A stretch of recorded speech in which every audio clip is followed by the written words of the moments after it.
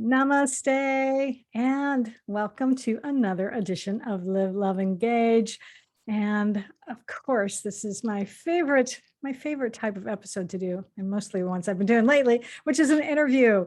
And I'm delighted to be able to welcome a guest today who he's no slacker. Let me just say that. So I'm going to tell you a little bit more about him in a second. But first of all, I want to welcome actually Dr. Michael Fenster, otherwise known as Chef Dr. Mike, to Live, Love, Engage.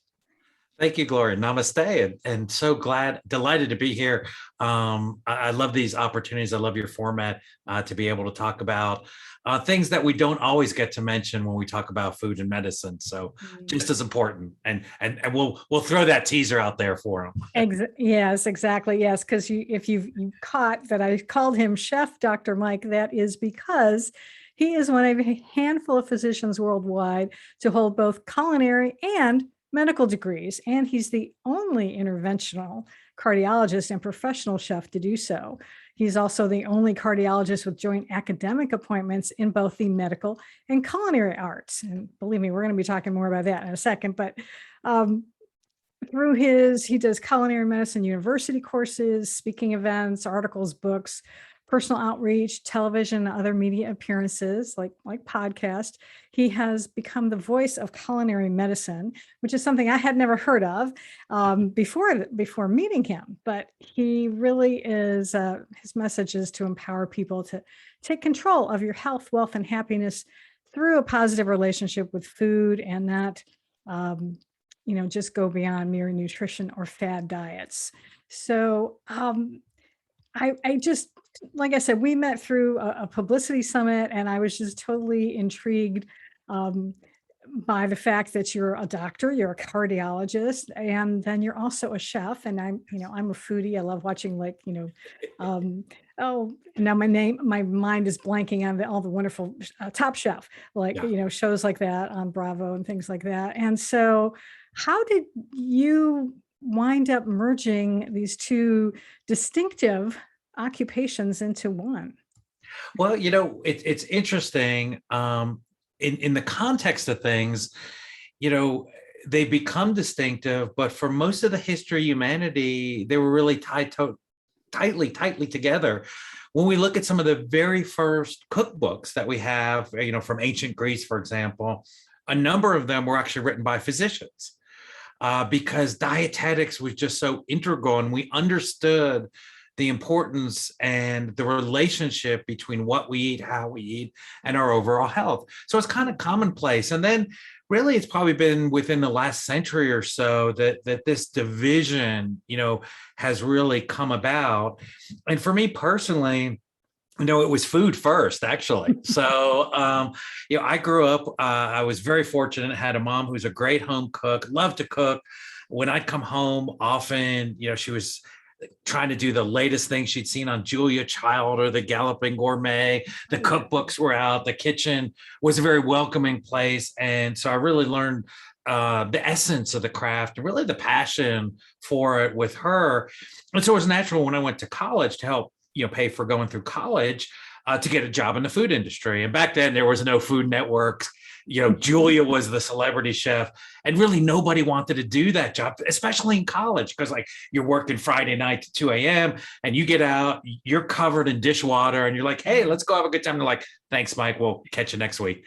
I actually started as a dishwasher because there were no cooking jobs. Worked then as a line cook. Worked my way up. By the time I finished, I was what we'd call today an executive chef running the back of the house. So I was in charge of the kitchen. I eventually, after going to medical school and fellowship and whatnot, I eventually actually did go back to culinary school and have a degree in gourmet cooking and catering from Ashworth University. But I really learned to cook, being out there and doing it. And there's no substitute for that.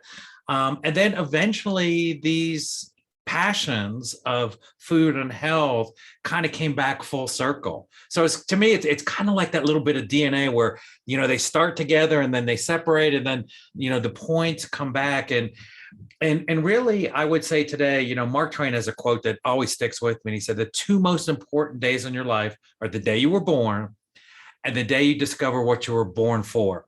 And, so this is what I was born to do. And I've just got to sing a little louder so everyone hears the voice of culinary medicine and knows what it is.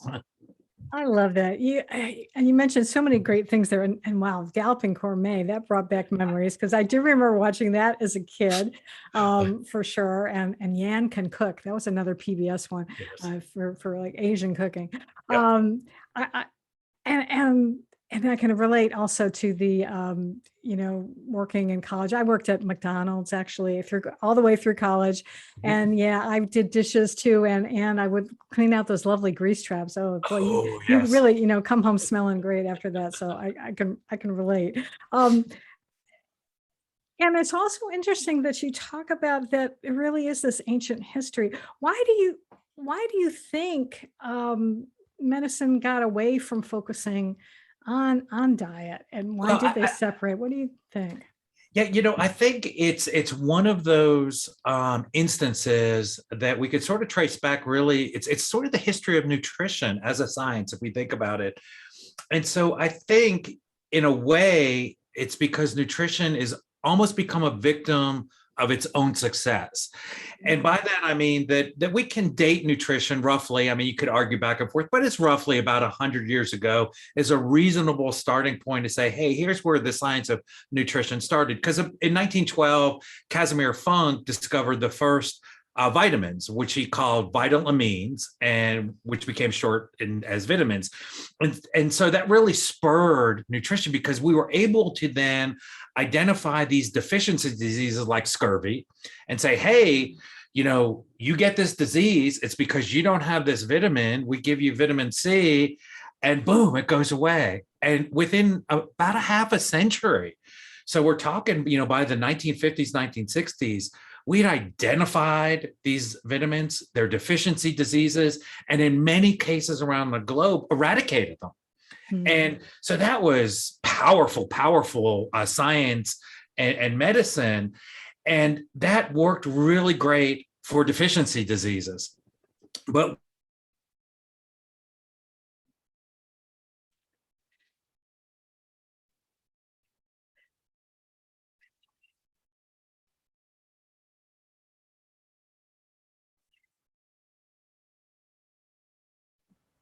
oh, there we go. Oh, there we go. Okay. There we go. Sorry. We froze for a second. But what I was saying was that when we look at things like the chronic disabilities and diseases that are multifactorial in origin, this idea of, one variable, one effect just totally washes out. And so for 50 years, we've been pounding, round pegs into square holes. And I'll give you a great example of why I think we need to shift the perspective into what we have in culinary medicine versus this nutrient, what I call a legacy nutricentric approach. And just as an aside, in culinary medicine, we don't discard nutrition. We take all that information, but we add to it and we change the shifting. So they did a study which was done on people who have a precursor to diabetes, something called metabolic syndrome. And they took these folks and they said, well, we're going to have half the group go ahead and just focus on eating the foods, good foods, wholesome foods, real foods, what we might call a Mediterranean approach. So olive oil and things, but they really just focused on food. Another group was allowed to eat whatever they wanted, but they had the same macronutrient regimen. So we'd say it's, 20% protein or less than 30% fat. So, and they could eat whatever they wanted. And what they found after 2 years of follow-up, so now from a nutrition standpoint, they're consuming the same amount of carbs and proteins and this and that. But the people ate whole foods, that Mediterranean approach, over 50% of them no longer had metabolic syndrome. And all their markers of cardiovascular disease, of inflammatory disease that were measured, their weight, their BMI was all better. 95% of the other group, and this was controlled for diet, so for exercise, so they exercised the same amount. still had metabolic syndrome. So what was the different variable? One was an approach focused on carbohydrates and proteins, this legacy, one sort of variable, one effect approach. The other one said, let's eat real food. And it comes back to food. And that's what we really focus on in culinary medicine as one of our foundation pieces. And really within, I'd say the last about 3, no more than about 5 years, the data has really supported this position in looking at foods, not by red meat. What does that mean? There's, as a chef, as a foodie, you know that a grass-finished, bison porterhouse is not the same thing as a drive-through hamburger, yet they're lumped together as red meat. Same thing with vegetables. You have the, plant-based meat proteins that are these ultra-processed wild things, and a carrot, not the same thing. Right. And chefs get that. And what it shows is that when we have a diet that is high in ultra-processed foods, which is what the standard American or the SAD diet is, as it's known, that really correlates with your risk and development of these disabilities and diseases of modern society: obesity, diabetes, cardiovascular disease, GI diseases, neurodegenerative diseases, some types of cancers, et cetera, et cetera. Wow. So really, it sounds like you're talking about going back to what actually a lot of folks had to do last year during the pandemic was start, cooking at home and start really looking at what's in their pantry and actually taking time to prepare meals that aren't just, pulling something out of the freezer and I mean a box out of the freezer as opposed to, something you've frozen, but and then really focusing in on not worrying so much about, paleo or vegan and all of these other things that are out there, but just focusing in on just, vegetables and fruits and grains and things that our grandparents probably for sure focused in on because they didn't have quite so much of these processed convenience foods that were really created. I remember there was some show I think I saw on the History Channel a while back where they talked about like Bird's Eye when they created the, the first frozen dinners and that it really totally changed how people cooked at home. And so it sounds like we need to kind of get back to ways of being able to spend a little bit more time in the kitchen, but not too much, but then we're going to have a healthier time of it. And I think that's exactly right. And really a sort of pressure point when we look at the changes to food and food pathways that you were just talking about is really post-World War II.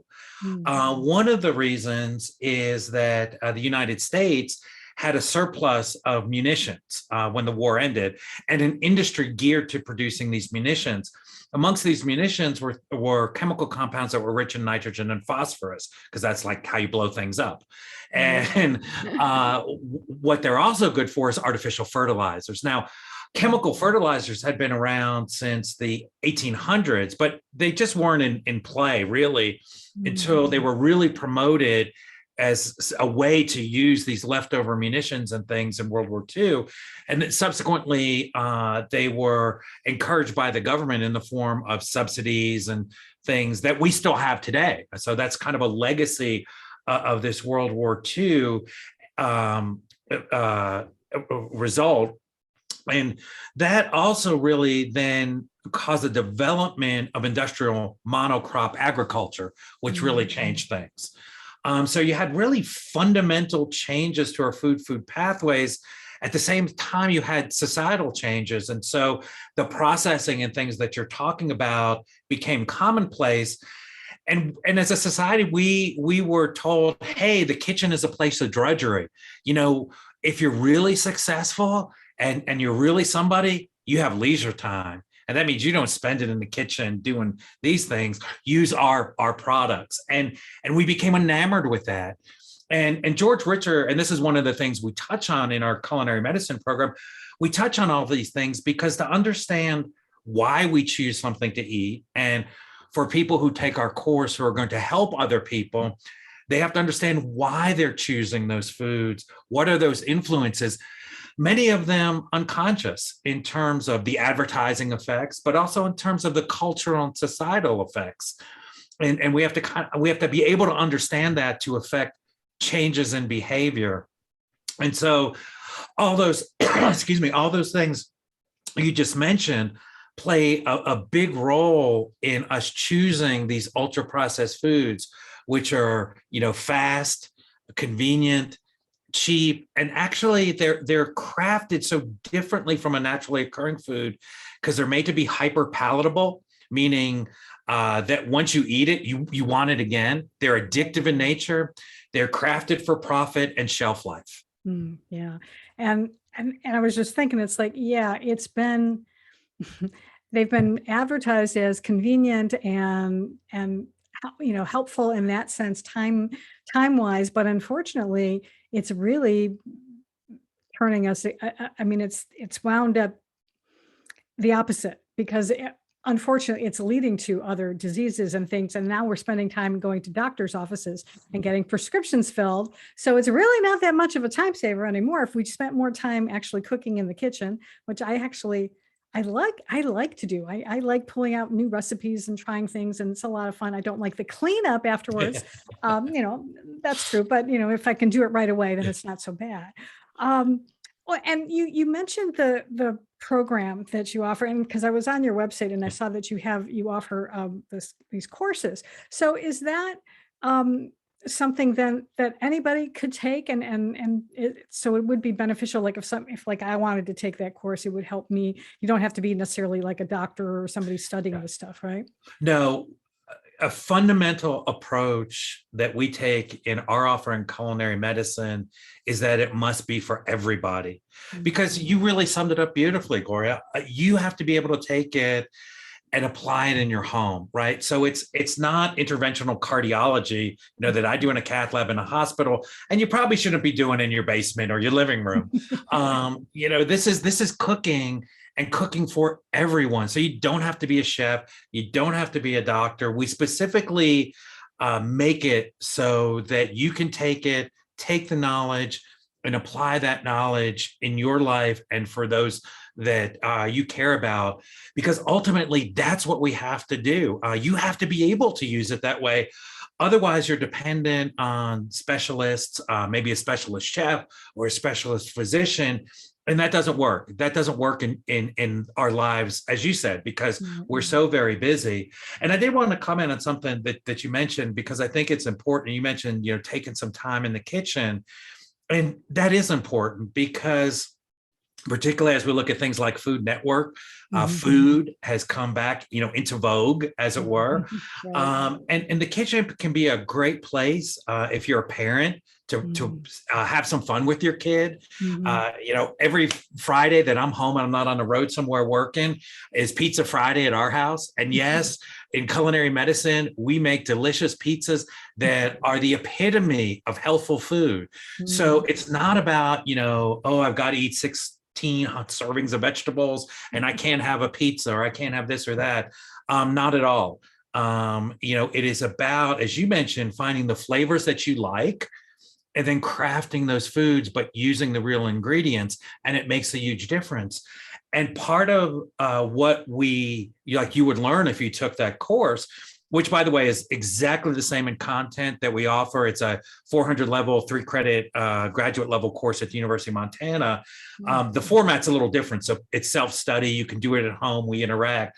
But the content, what you learn, the readings is exactly the same as our graduate students get at the university. What we want you to be able to see in this course is that when we say pizza, pizza's not a pizza, right? So we have an industrial pizza that I will tell you right off is one of the 10 worst foods you could possibly eat in terms of your health. And absolutely no question about it, regarded that way nearly universally around the globe in all the studies. When we look at what it contains, it's what we call a group 4 food. So in the university course, in our practice of culinary medicine, we don't categorize foods by vegetable or meat or the things we're talking about. We use what was developed about a little over a decade ago at the University of Sao Paulo in Brazil, because they were specifically looking at this question. And I'll get back to it because it's a great story. But they said, you know what? Really, we need to look at foods in our modern culture by the level of ultra processing. And they kind of go through what's called 1 through 4. And group 4 are these ultra processed foods. And they're unique because they contain things, I don't even really want to say they're ingredients, but things that they're used in the manufacture of these foods that I, as a chef, would not use. So they're either not or rare culinary ingredients, and they often contain other compounds like additives, flavorings, preservatives that are often used to hide the flavor and construction of these industrial foods. And we touched on their characteristics, which is they're hyper palatable, they're constructed for shelf life, et cetera. And these foods are what we call group 4 food. So a industrial pizza that you would order from the chain that we see on TV all the time, that's a group 4 food. Now, when I'm making a pizza at home on Pizza Friday, and I'm doing one of my favorites, a pizza napoletano, right? So it's a organic flour, and that dough contains the flour, water, a starter like yeast, and a little bit of salt. That's it. No added sugars, none of this stuff. And I also do it in what's called a long ferment. So just the way we craft that dough has a huge effect. So people talk about being allergic to gluten and gluten intolerance. And I get it, because I don't eat commercial bread when I'm out on the road and things. And one of the reasons is it doesn't agree with me. I know it's not the gluten because I make bread almost every day at home and I love it. But mine are what we call long ferment. So I let the yeast do that yeasty thing, and they start to break down the bread. And as a baker, as a chef, right, fermentation time equals flavor. So the longer I let that ferment, as long as it's workable, the more flavor, the more delicious that bread or that pizza is. But if you're in a commercial oven, and I talked to some colleagues around the world who run, chains, franchises, I should say, they're making the dough and cooking that pizza like within a 2-hour window. I'm talking about 2 or 3 days for my dough. And so these are, these are not the same thing. Even the dough is not the same. Then I'm putting on my pizza sauce, and my pizza sauce for Napolitano, tomatoes, salt. That's it. And it's not added sugar because the tomatoes aren't ripe. So I want sweetness. It's not all these things to hide it. I don't need to keep it, on a shelf for 6 months. It's crushed tomatoes and salt. Topping, buffalo de mozzarella from, from grass-fed, cattle. And we could go all into the health benefits there, and then top with a little fresh basil, from that I grow on my windowsill garden. Not these other toppings that have cheese that have emulsifiers added, which we know just some of these emulsifiers alter the bacteria in your gut and cause gut inflammation. They're whitened with things like titanium dioxide, which a colleague of mine who sells commercial pizza cheese, and he sells a really good brand. He's like, Mike, this isn't even on the label because they don't have to tell you that they use titanium dioxide to whiten the cheese. It's like, well, I might want to know that. So you can just feel the difference in these two foods. And so a pizza is not a pizza. And so we have to shift our perspective to look at, how it is crafted and the ingredients. That is a little bit of work, but boy, man, if you don't want to see me in the cath lab at 2 a.m. with a heart attack, it makes all the difference. 80% of heart attacks in this country can be prevented with lifestyle changes like culinary medicine. Yeah. And, and I know you are right, because I've dealt with my weight my whole life, where it's been up and down and up and down. And I know when I have gotten onto a regime where I really am making my own food, and I'm eating that, and it's like after a couple of days, I've like gotten rid of, whatever stuff was in my system. And then it's like, this food tastes really good. It really, because it's it's you're tasting the actual food, and like, compared like a store-bought tomato versus a homegrown tomato. Oh my God. The first time I had a homegrown tomato, when this was as a kid, we planted them. And I was like, "Oh, I like tomatoes. Oh, these are good. Yeah. Not the plastic things you get at the supermarket." So, And you're so right. And you really get to what in our teaching of culinary medicine, it's all about. And that's the food experience. So how we enjoy our food has actually important consequences in terms of our health. And so we look at some of the other things. There's a whole part of our culinary medicine approach, which we call the non-ingredient, influences, as we talked about in what we choose to eat, but how we eat turns out to have a tremendous impact in our health. And there's a whole study looking at this and utilizing food as a focus point for a healthy outlook on life. And it's called MB with a hyphen eats with a small s, and it stands for mindfulness-based eating awareness techniques. And there's many different ones that are used, but basically, and some of the ones I like to share, they're simple, and they can be short, and it's kind of like an exercise approach. So you can say, I'm going to do mindfulness, like I'm going to go to the gym Monday, Wednesday, Friday for an hour, and I'm setting aside an hour of my time to really get in there and focus and meditate on this. And that's great for a lot of people who have time, but a lot of people don't. We lead very busy lives. So things that we can do that, like I always tell my patients, are like, yeah, doc, but I travel for work. I don't have time. It's like, well, do this, when you're going to the store, park really far away from from the door. Don't, and I see people do the opposite. They spend like 30 minutes to get that parking spot, right at the front of the gym so they can walk in. It's like, well, you're going to the gym to work out. You should be parking as far away. Yeah. All these little things during the day can add up. Take the stairs. Don't sit and wait on the elevator. These small, you can do a lot of small things. And that's a different sort of approach, but they do add up and they do help. And it's the same thing in mindfulness-based eating awareness techniques. So, people say, Mike, what's your one ingredient, you always have to have when you're cooking?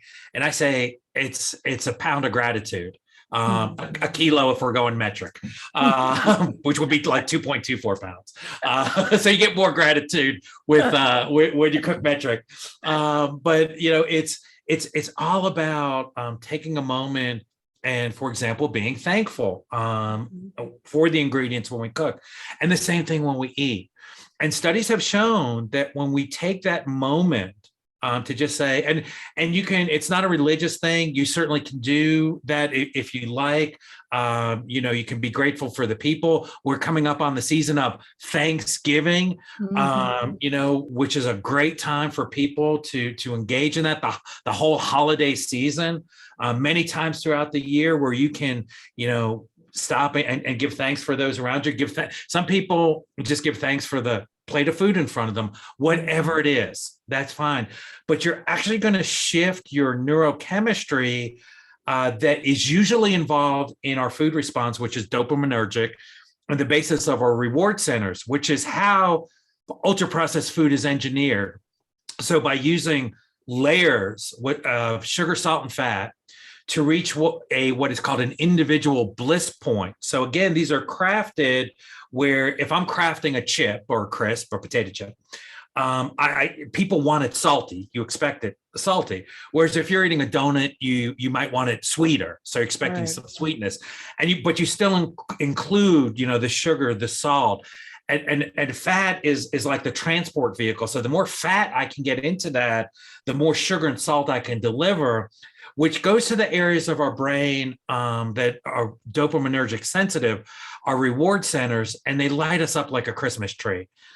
It actually is the same pathway that we see in opiate medication. And we see what a tremendous problem that has become in terms of addiction in this country. And you have foods that are engineered to operate the same way.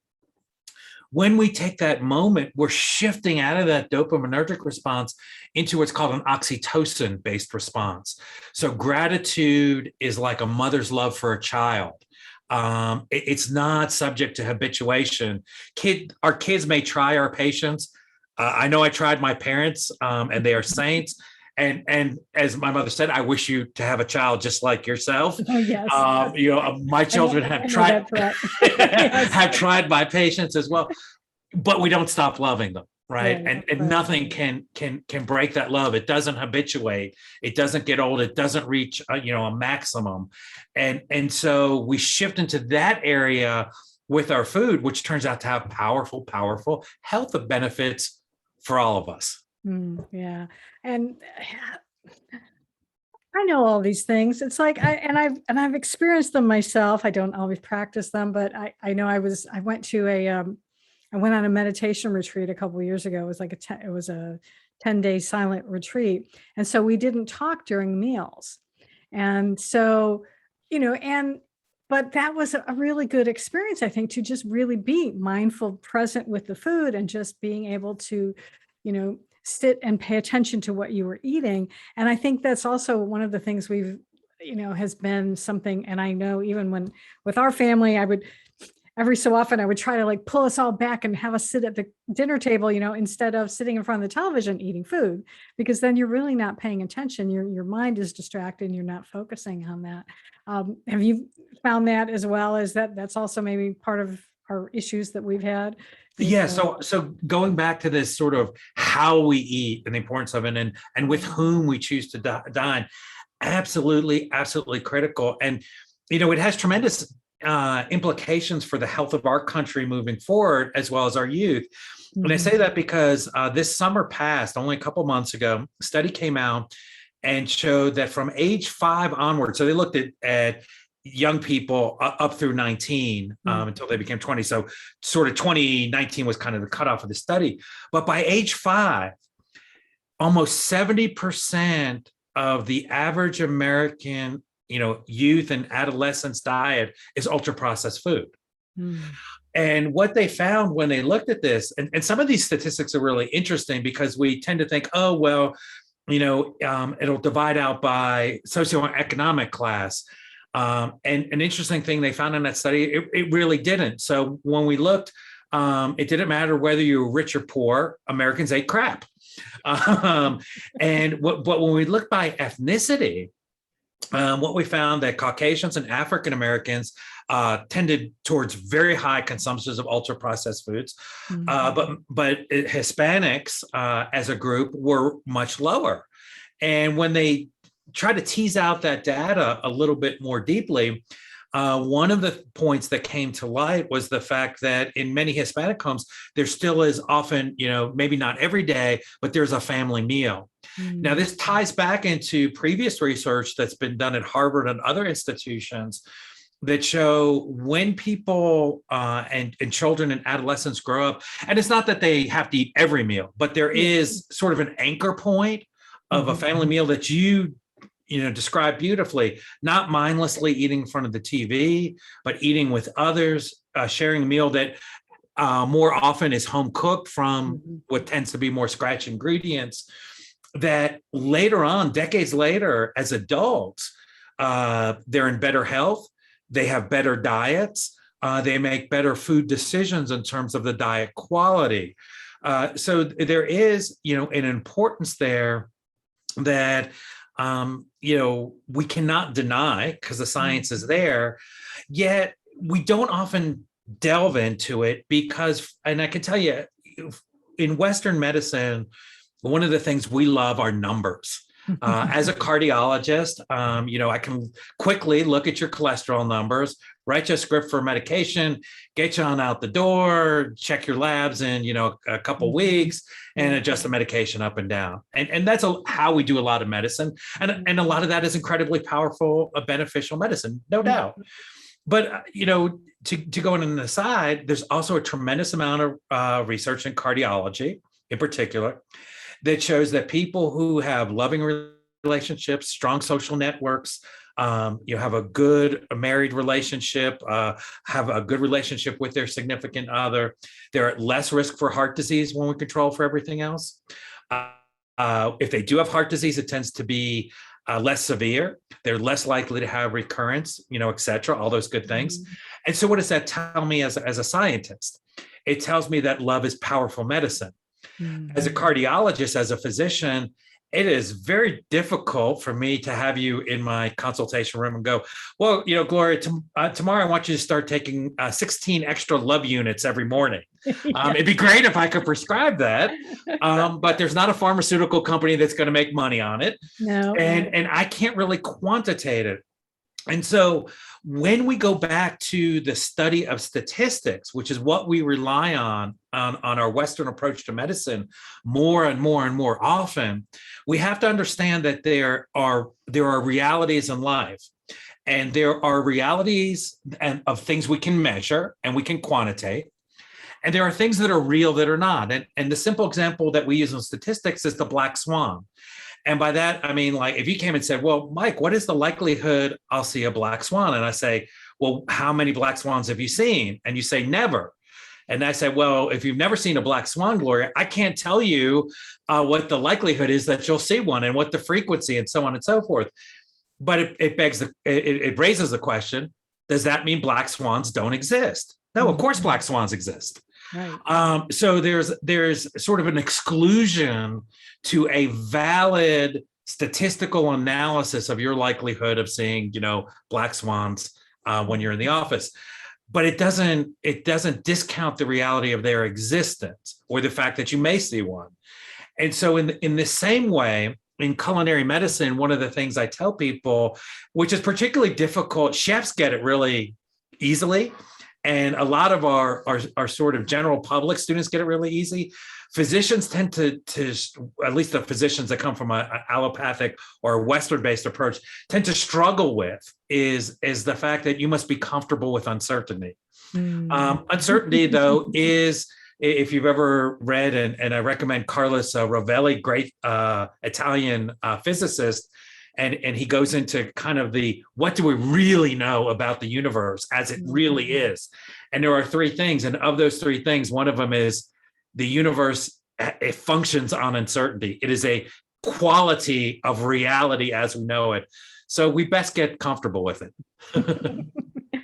Absolutely. Oh my goodness.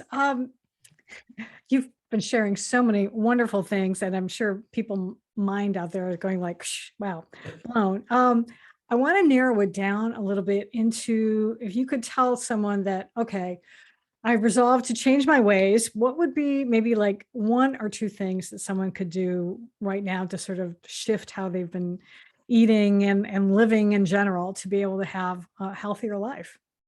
Well, the first thing, which kind of goes back to where we're talking about mindfulness, and it's an aspect of this that really does apply with food, because there are so many stigmas associated with food and weight and things in our society and culture. First thing to do is stop beating yourself up. Right? Because we're like, oh, well, I had a Twinkie and now I've blown 6 weeks at the gym, and why even bother anymore? And I hate myself. I'm a horrible human being. Yeah. Stop. So stop beating yourself up. You're going to fall down, and that's okay. And I tell folks, if you are going out and you want to have a celebratory meal, or it's a special occasion, you want to have a piece of cake, have that piece of cake. Because all of this is in the context of a food experience. And so if you are not suffering and beating yourself up from guilt, and you're enjoying yourself, that's healing too. That is good medicine. That's a part of the medicine. I'm not a rock star. I can't do that every day. I feel it. I pay for it. But if you want to do that, you fall down. Okay, stop blaming yourself. And then the second is just a couple of quick questions because the most important thing we really have to do is source our food properly. And this is something every chef gets. And as a foodie, you would get this as well. It's, I want the best tasting food, which turns out that our best tasting food tends to be the way nature made it for us, which makes sense because that's what we're built for. That's how we evolved. Things that were good for us bring us pleasure in our brain, which means they taste good. And it's saying, hey, this is good for you, and it's a good food. Eat more of this. So, and before our taste buds were manipulated, that's kind of how it worked. So just when you're shopping for ingredients, ask 3 simple questions. How is it bred? Meaning, is this a wild caught Alaska salmon, or is this some GMO salmon that was farmed somewhere I've never heard of? So how is it bred? What was it fed? So is this that organic garden tomato that you were talking about? Mhm. Or was it this conventional thing that's never seen sunlight and was turned red, in a bag with ethylene oxide? Right. And where was it led? So what, if any, is the ultra processing that went on? Is this salmon, caught straight out of the river or the ocean, filleted and sent to me? And what is this strange square shaped thing that they're saying is a fish, because fish don't come in squares, deep fried. So those are three simple questions anybody can use anytime you go looking for ingredients anywhere. Awesome. Thank you for that. I appreciate that. Sure. Is there anything I haven't asked you about that I should have? Anything else you'd like to share today? No, I think it was a great journey. I loved it, and